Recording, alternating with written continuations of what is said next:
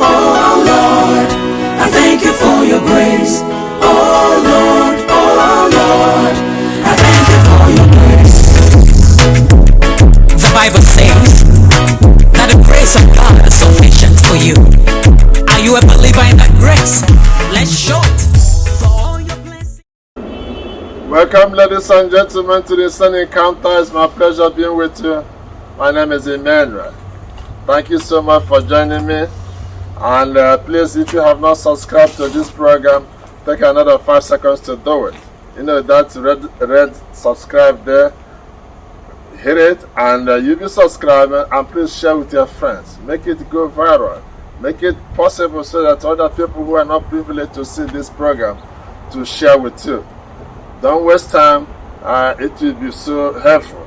I want to thank you so much because now today, and I'm going to discuss about violence, particularly the recent violence in Imo State, Nigeria.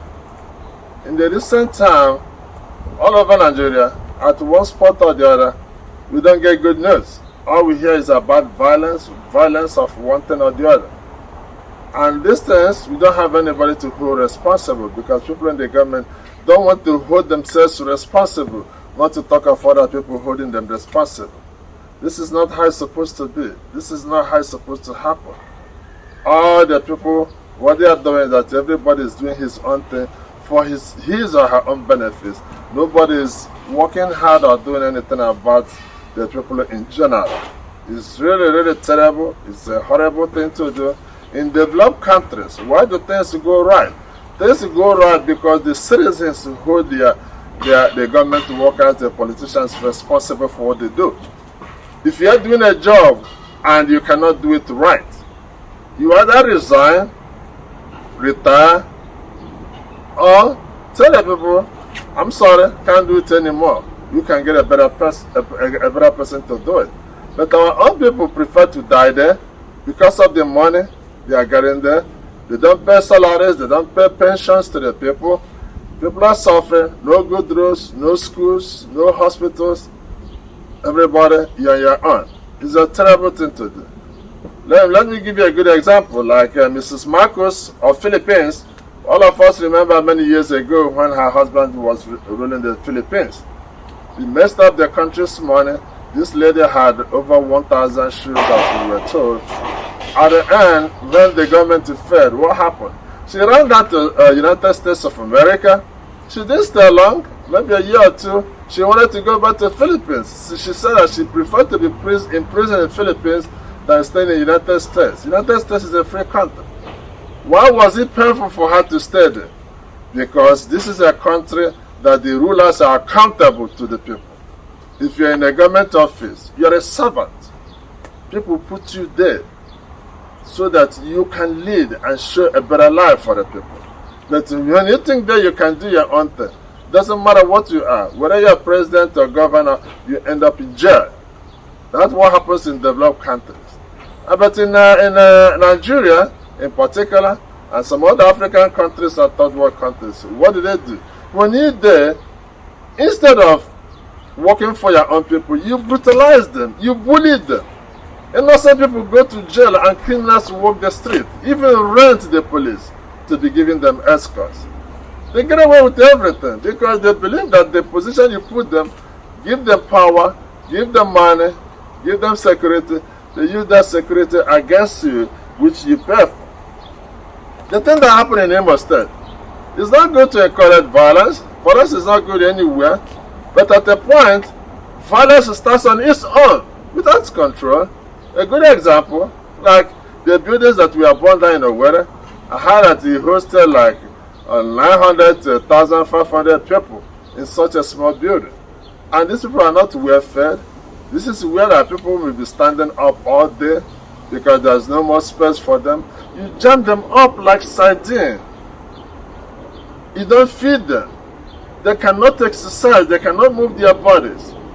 And you cannot charge them to court because you are in position to charge them to court.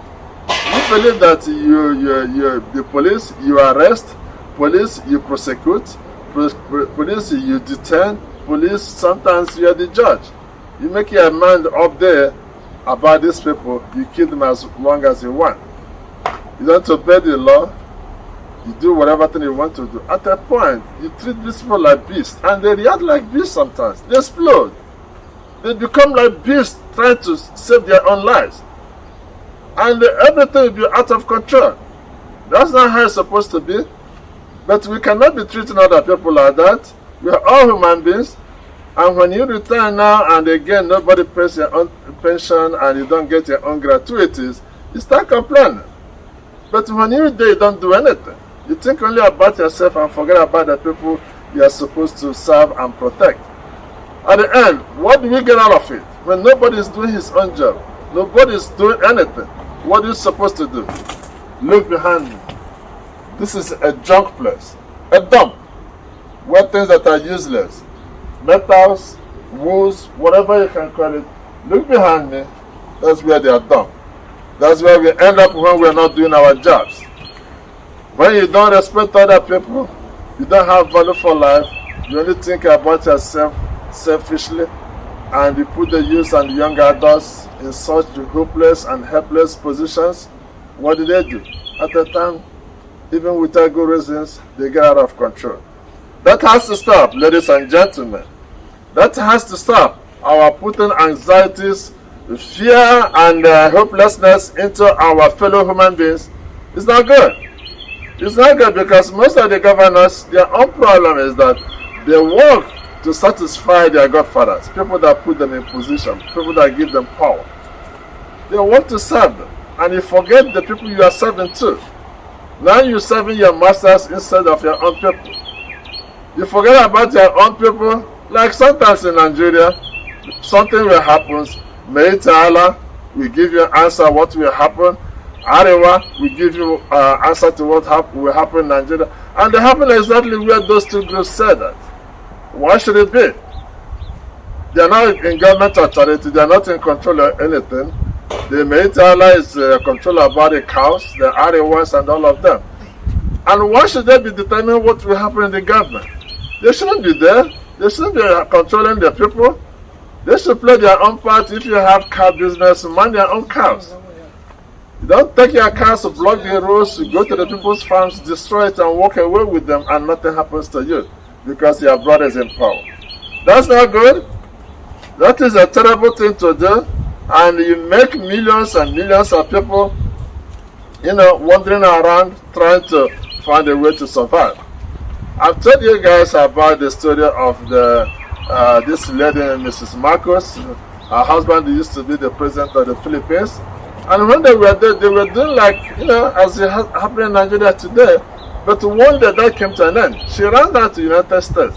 She didn't stay too long. She wanted to go back to the Philippines. And when they asked her why, she said that she preferred to be in prison in the Philippines than being in the United States.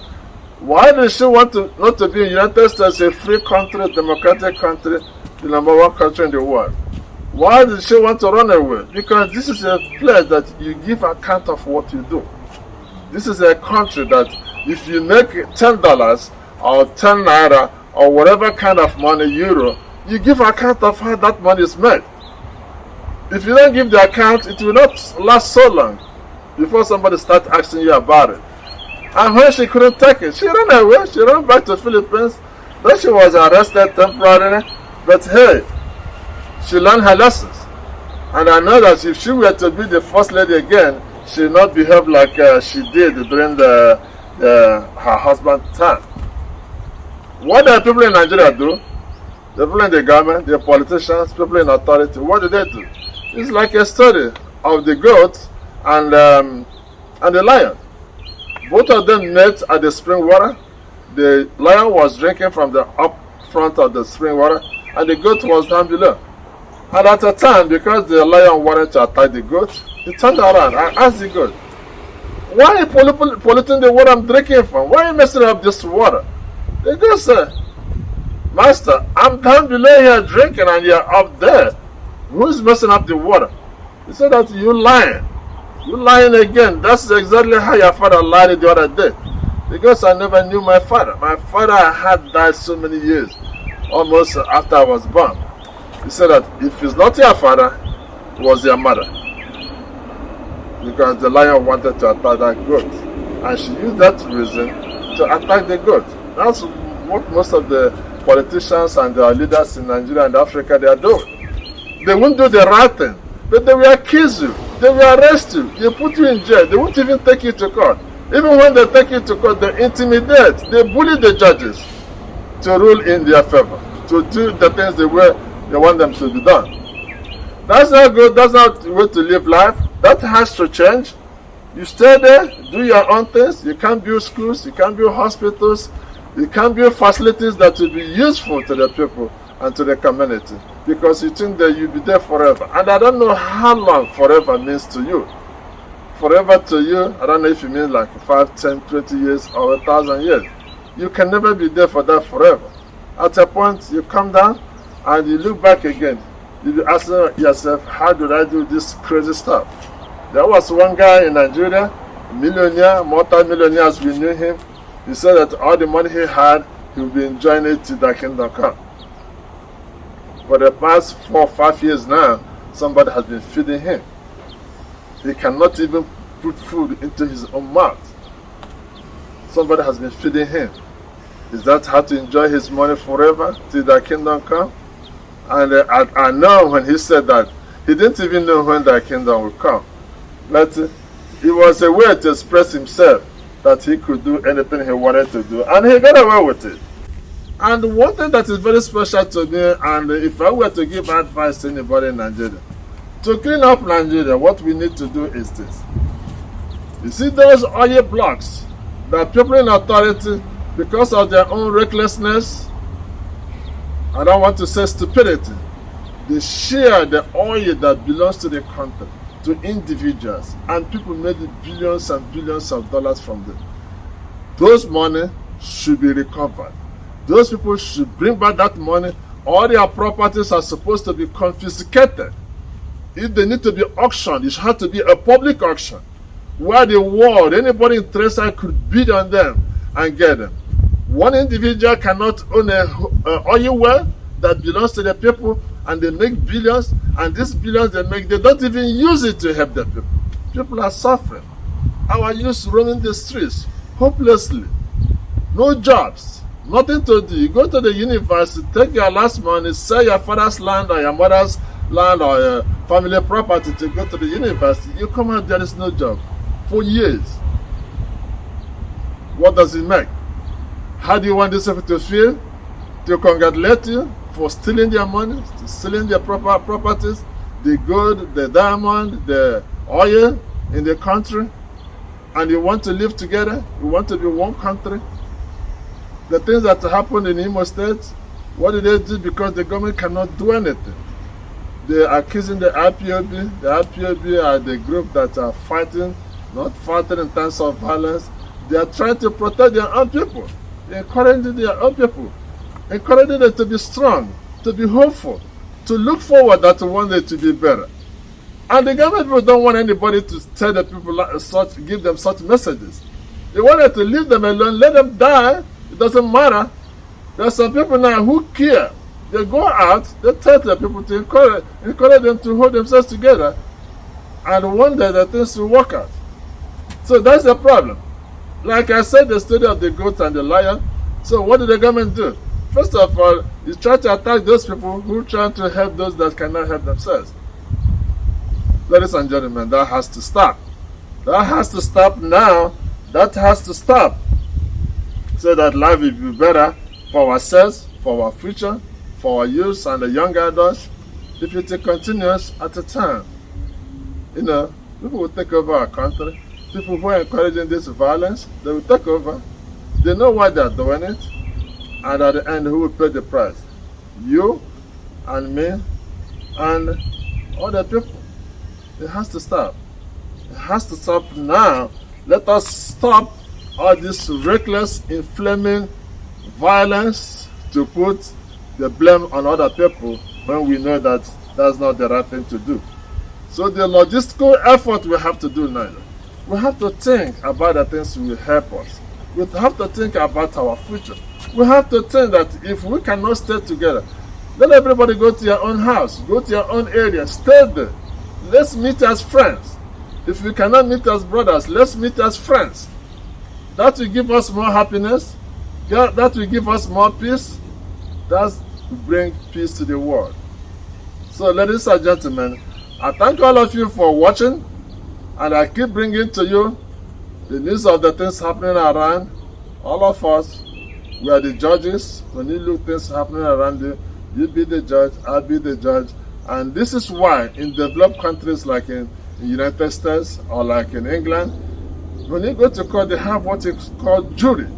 What does the jury do? The jury judge the facts. The facts. When you say that somebody hit you or somebody stole your stuff or something happened to you, the jury will look at it and say, yes, I believe that this man, you're a thief. That's what we are doing. All of you, you and me, we are judging the people living, that are ruling us, that have the authority.